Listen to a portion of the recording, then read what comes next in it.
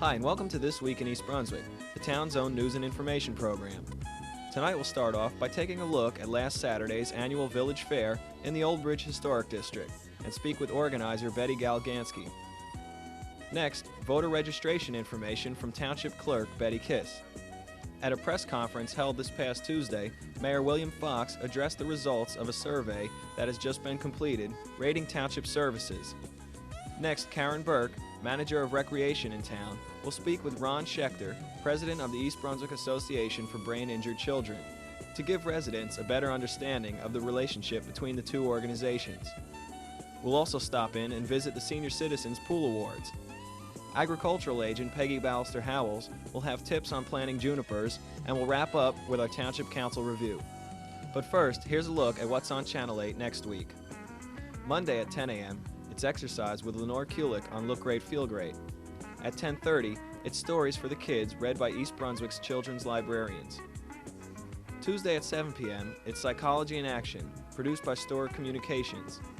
At 7:30, Paul Hansen brings you financial information with his guest, Robert Ratch of Bull and Bear Company. And at 8 p.m., John Runyon hosts Business Bylines, a program about business in the East Brunswick area. Wednesday at 7:30, it's Spotlight on Education, with a look back at the career of the program's host, Dr. Joseph Sweeney, who will be retiring early in 1989. At 8 p.m., it's 18 with Stuart Davis, this month with part 2 of 18's look into the teen music scene, focusing on heavy metal. And we'll be back next Thursday at 7 and 8 p.m. with an all-new This Week in East Brunswick. And at 7:30 Thursday, Ken Shalhoub's Let's Talk Health investigates pathology with Dr. Paul Smilo. Be sure to check the Channel 8 program guide for repeats of all of our shows. Hi, my name is Betty Galgansky, and I'm here today in front of the museum to welcome you to the 12th Annual Village Fair. The street fair takes place every year on the last Saturday in September, and the funds are used that are raised to help the Museum Corporation. Today we have about 55 vendors in the street and a good turnout of the people. As you go along, you'll see a wide display of finely made, handcrafted items, as well as antiques and collectibles. Richard Desmond is here again with his depression glass, and Richard stores and stocks and handles over 250 different designs. So if you're looking for a piece of depression glass to round out your collection, Richard is the man you might want to see. We also have a man here today with stained glass, and he's making a merry-go-round that's just really worth seeing. So we'd like you to come on down to the Village Fair and try to remember always that it's the last Saturday in September.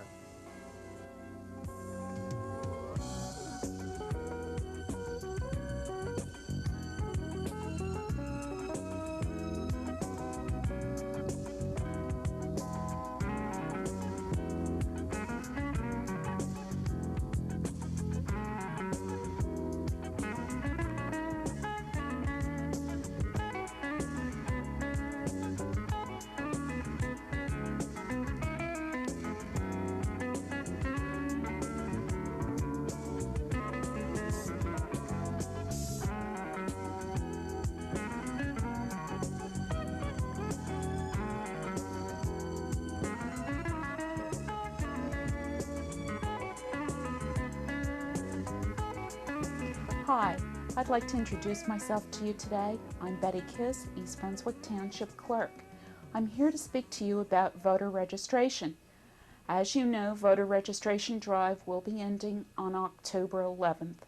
Anyone who wishes to vote in the presidential and mayoral election this year will have to be registered by that time. I would like to let you know that the clerk's office is open Monday through Friday, 9 a.m. to 5 p.m. We are located in the Civic Center. Our phone number is 390-6850. Also, for your convenience, we will be open late for 3 evenings prior to the close of voter registration. That would be Thursday, October 6th, Friday, October 7th, and Tuesday, October 11th. My office will be open from 9 a.m. to 9 p.m. Also, anyone in the military who would like to obtain a ballot to vote may have a friend or relative contact the office for the appropriate form.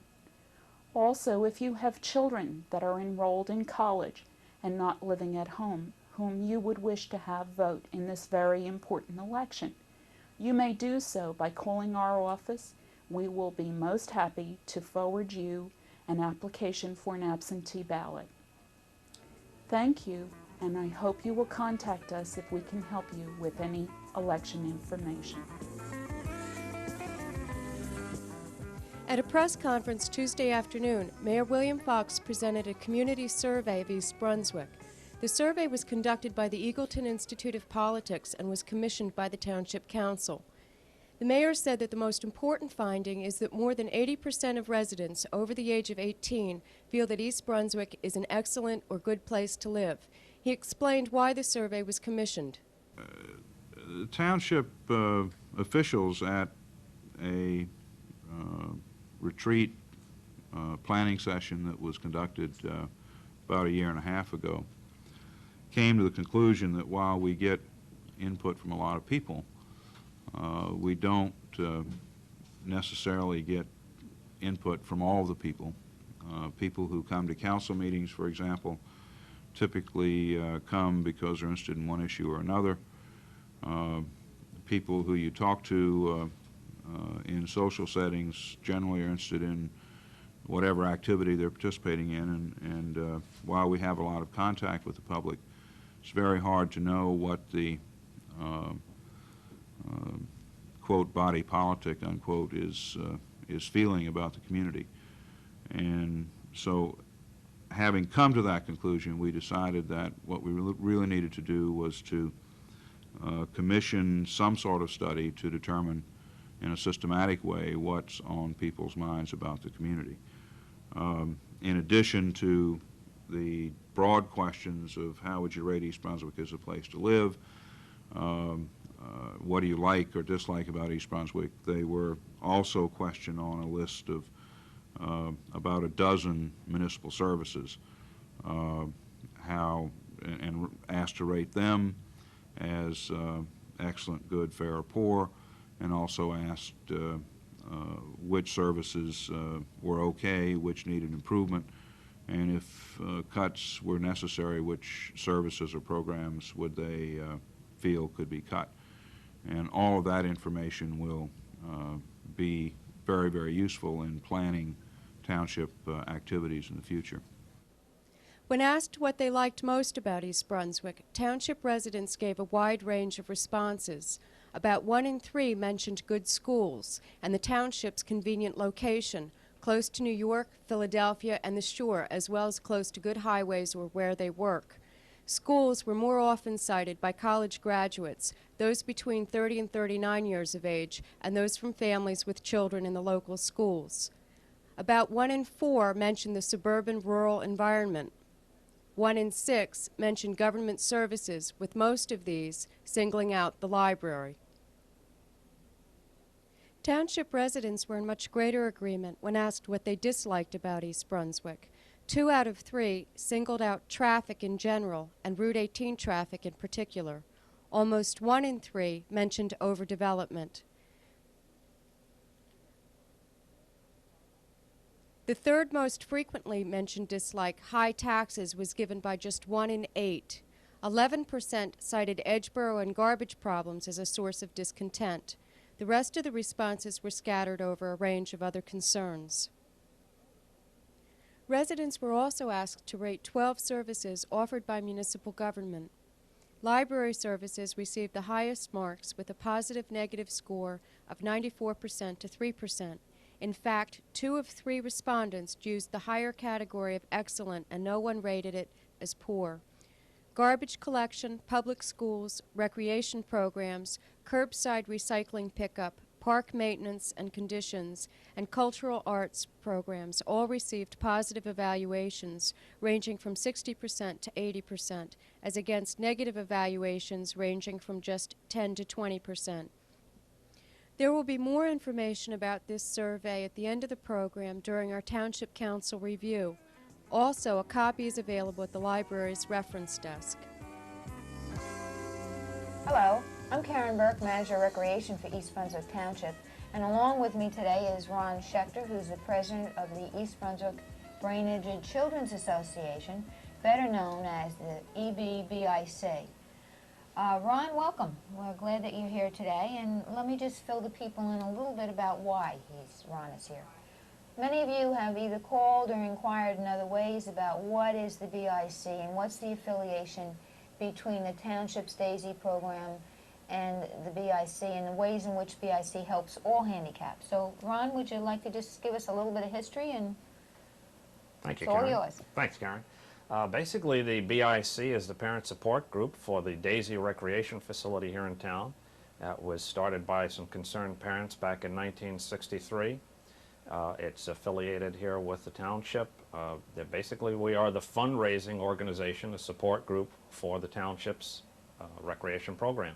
Ron, when you say fundraising, maybe I can interject and just give BIC a little pat on the back that every penny that the BIC makes raising money through different fundraisers, and you can go into that, goes to the kids. And the way it goes to the kids is either in equipment, and in the last, I guess, 6 or 7 years at least, the BIC has picked up the tab for the DAISY program, transportation, admission fees, overnight trips, special equipment that we needed, adaptive stuff. It's just been marvelous for us, because then the Township could concentrate on basic needs of equipment and supplies and salaries, and get the salaries up to where they should be. So without BIC, we couldn't be at the level of programming that we're at. Right, that's correct, Karen. Basically, the original concept was that the parents would pay for the tuition for the youngsters, and then what eventually happened is as trips were planned for the youngsters, the parents were asked to provide additional monies for these trips. That's correct. And the Parents Association became concerned that this was going to become a burden on the parents. And Who are already overburdened right, who are with already medical overburdened, expenses. correct. And the Parents Association decided that we should begin to pick up the tab through whatever fundraising capabilities we had. And it started many years ago with a local fair here in town. All the proceeds of that fair were then donated to the DAISY Recreation Facility to offset the cost of any additional trips that were deemed necessary during the course of the program for the youngsters. That then blossomed into a number of other fundraising capabilities. Approximately 6 years ago, the Chateau restaurant here in town was kind enough to donate their facilities and their staff to the BIC program. We run an annual breakfast. That breakfast has provided a significant portion of the funds that we now supply to the DAISY Recreation Facility. Yeah. And the other thing that's important, it became a community word. The East Brunswick breakfast and the surrounding communities also became aware. But people donated through the special police, and the breakfast was really a special police baby, so to speak, and DAISY was the recipients of all their hard work, and BIC cooperatively helped them.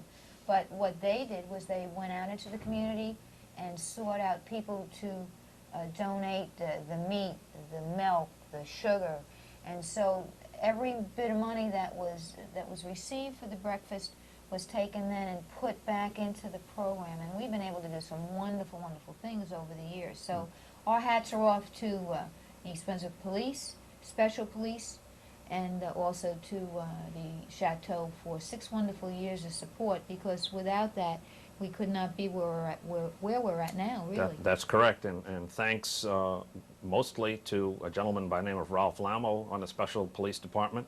With his tremendous assistance, again, as you say, all of the provisions for the DAISY breakfast were donated by local merchants here in town. Maybe you want to tell a little bit about what's coming up this coming week. You can still get in on this, folks, so listen up. Okay, we have coming up on October 4th a fashion show sponsored by the Brain Injured Children's Association, and in conjunction with Nauer Furs and Ladies' Choice. That's right. We're going to have a wonderful fashion show. It's our 2nd annual fashion show. And in addition, during this fashion show, thanks to the generosity of Lorelei personnel here in town, We have raffling off a 1988 Special Edition Mercury Cougar. Beautiful, by the way. Yes. Nice car. We only have 300 tickets to the car, and the winner will be announced that evening. 10 o'clock promptly. And that's at the Chateau also, folks. So if you're interested, you can call us at 390-6797. We still have some tickets. We have over 245 people are going to be there, and we anticipate that we'll have somewhere around 300 people. So if you're still interested in a ticket, we have them available. You can call us here. What else are we doing, Ron, that you Well, want basically to talk in about? conjunction with this, in conjunction with our fundraising activities, we had our first annual Daisy Spring Fair here in town over at the fairgrounds, and we raised a tremendous amount of funds for the youngsters here in town for our organization. About $11,000? Approximately $11,000, that is correct. And due to this tremendous fundraising year that we've had, we were even able to offset part of the program to the parents of the children here in town. We were able to give them a one-time refund.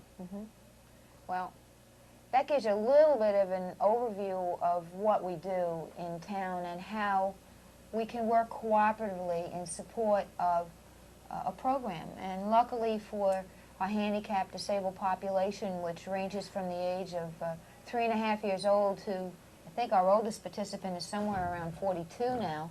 That's correct.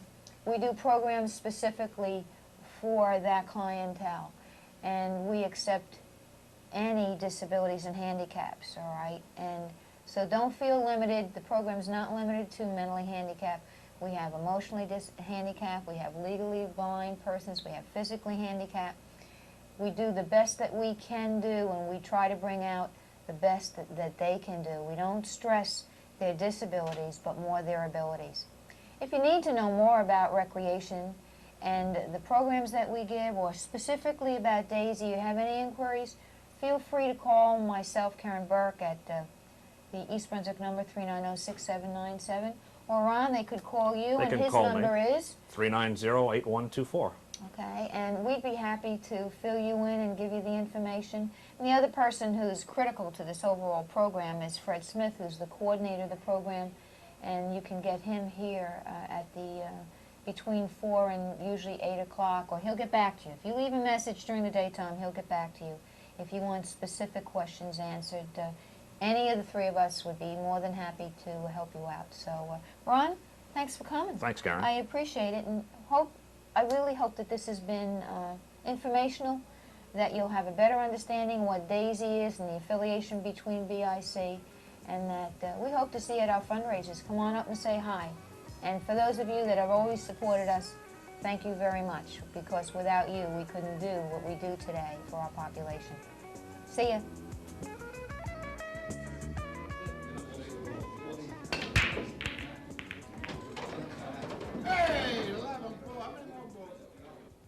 This past Wednesday, we stopped in at the East Brunswick Senior Center for the Middlesex County Seniors Pool Champions Luncheon. The East Brunswick Senior Citizens Pool Team has been sweeping other senior centers pool teams for the past 3 years. Manager of the Office on Aging, Cynthia Schechter, has more. Good afternoon. I'm Cynthia Schechter, manager of East Brunswick's Office on Aging. And today we're celebrating the East Brunswick Senior Citizen Men's Pool Tournament victory. One of the most heavily used areas in the senior center is the game room, where we have 2 professional pool tables, and the men are there every day between 10 and 4, almost without a break. Some 4 years ago, they formed a team and also a county tournament, and they have been interacting with other senior centers for the last 3 years, and have in fact been the winners of the county pool tournament 3 years in a row. This achievement has been recognized by the Middlesex County Board of Chosen Freeholders with this trophy. And today we're hosting a luncheon here at the Senior Center to recognize their achievement and to congratulate them on their success.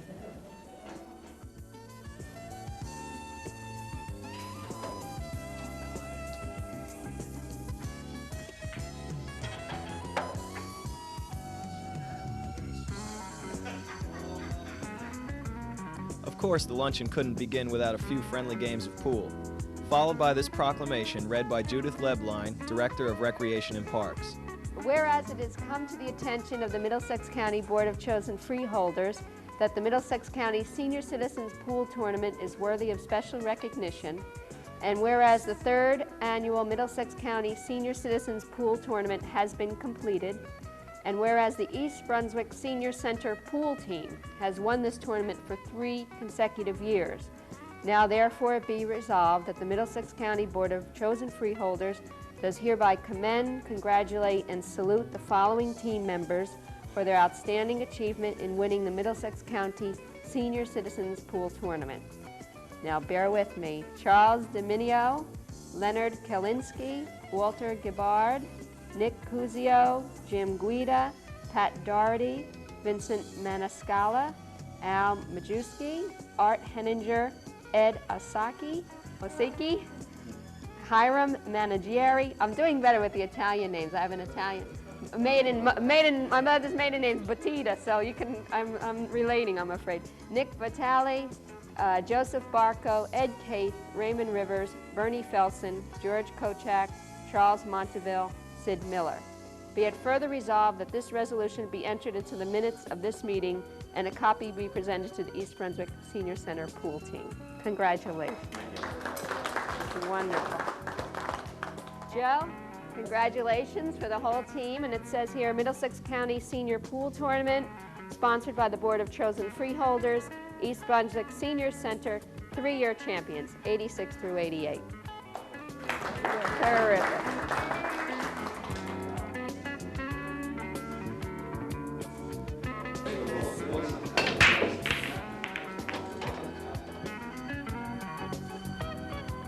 Hi, this is Peggy Bellister-Howells, your Middlesex County Agricultural Agent.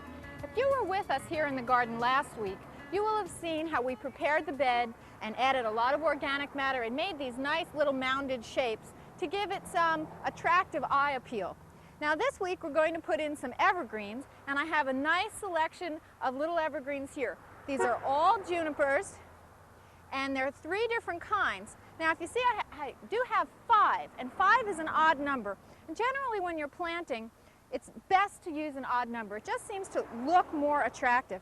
Now this one here is a little procumbens juniper, and it drapes very nicely. I have one in the main part of the garden, and I really like it, so I thought I'd pick it up again. And you can see it's already growing over the side of the pot. These are blue Pacific junipers, and they have a nice shade of blue, and a little bit more blue than some of the other varieties. And this one is also a little bit blue. This one is called a blue chip juniper, and it has a nice little hint of blue to it. Now I want to place these in the garden, and we're going to move them around a little bit just to see how they look. Now I don't want these perfectly balanced, you know, one over here and one over there. They have to be a little bit off center.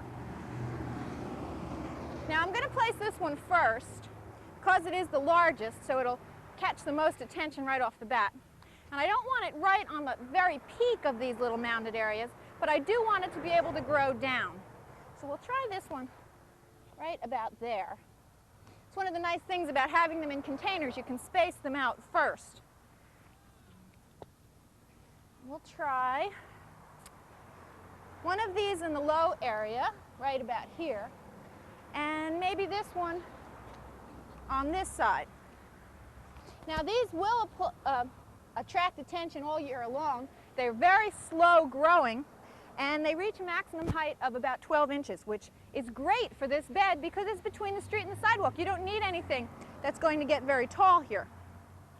Now these last 2, I'll put this one, I think, right here in the corner, and this last one back on this side, so you'll get some appeal from the street. Now, to offset this a little bit, I want to add some rocks. Rocks are always a nice addition. I've been collecting these rocks for a while. I really think that we need one of these right about there. Now again, we have a little balance. This is a little bit more to this side, so we'll put another rock over here. I have 2 more rocks that I really like.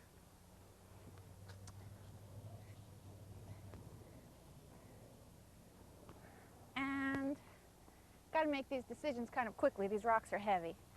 I'll try this one right there. And we have one more rock.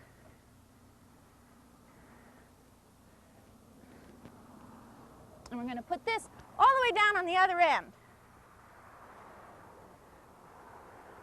I think right about here. Now we have a nice balance. It's a little off center. We'll put this one over a little bit. Maybe move this one a little. And then we're going to put them in the ground. I think that's just nice. Makes a nice curve for your eye to follow. It's offset by the rocks that'll add interest in the winter as well, and it should be real pretty. And we'll see you here next week in my garden. Tuesday night's council meeting moved swiftly, with a focus on discussion surrounding the need for an ordinance to establish management and regulation procedures for controlling radon contamination within the township. An ordinance presently under consideration would require all developers of single-family homes, townhouses, and condominiums to test for acceptable radon concentration levels prior to issuing a certificate of occupancy. An unacceptable level requiring remedial action would be a level which exceeds 4 picocuries per liter, according to standards established by the New Jersey Department of Environmental Protection. It was noted that approximately 70 sites in East Brunswick have been confirmed as having unacceptable levels of radon gas concentration, but these sites cannot be disclosed, and the confirmatory test records are kept confidential by the Middlesex County Department of Health. The proposed ordinance would require that a residential unit first be tested for radon, remediation be taken if necessary, and then a confirmatory test be taken in order to ensure a safe and satisfactory level. The Council wants to be certain that the level of radon concentration meets the DEP's safe standard level before any certificate of occupancy is issued. One resident questioned why all buildings, including offices, are not required to be tested. Councilman William Kirk responded by explaining that due to the relative newness of the radon problem, specific guidelines and procedures for the handling of all situations have not yet been fully established by all the appropriate state, county, and local government agencies. But Kirk also maintained that New Jersey is the first state of those affected that is taking the initiative to address the problem by beginning to establish such guidelines and procedures. It was noted that a Middlesex County Health Department report is due out shortly and will outline the extent of the radon gas situation in the community. The Council voted in favor of tabling the ordinance to explore possible changes, and they plan to continue the discussion at their next agenda meeting. Mayor Fox also reported on the East Brunswick Community Survey recently conducted by the Rutgers-Eagleton Institute and highlighted several of its findings. The mayor was very impressed, in particular with the high proportion of the residents who feel that East Brunswick is a good or excellent place in which to live. He was also pleased with the large amount of favorable comments, citing the library as leading the pack of positives. The mayor did, however, note one negative finding which surprised him. The biggest complaint by community members was in the area of road maintenance. According to Fox, upwards of $200,000 is spent annually on road improvements and repairs, including the patching of potholes and road resurfacing.